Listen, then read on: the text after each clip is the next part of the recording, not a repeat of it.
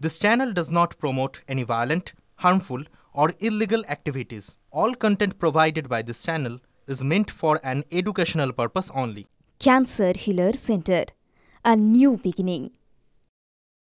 বারুইপুরে SP অফিসের সামনে সমাবেশের অনুমতি পুলিশ দিচ্ছে না, এই অভিযোগ তুলে হাইকোর্টের দ্বারস্থ হয়েছে বিজেপি।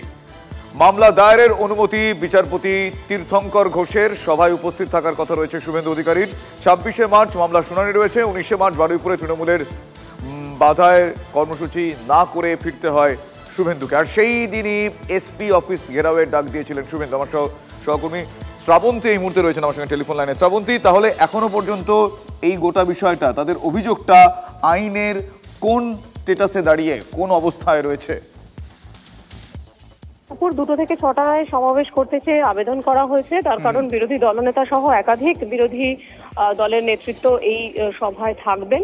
পুলিশ এখনো পর্যন্ত অনুমতি দেয়নি। কেন পুলিশ অনুমতি দিচ্ছে না? শুধুমাত্র বিরোধী দলনেতা রয়েছে বলেই কি অনুমতি পাওয়া যাচ্ছে না?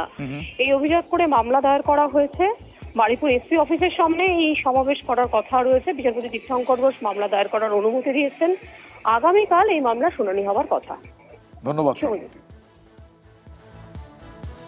শুভেন্দু অধিকারী কি বলেছিলেন তার কনভয় অ্যাটাক নিয়ে আপনাদের শোনাবো।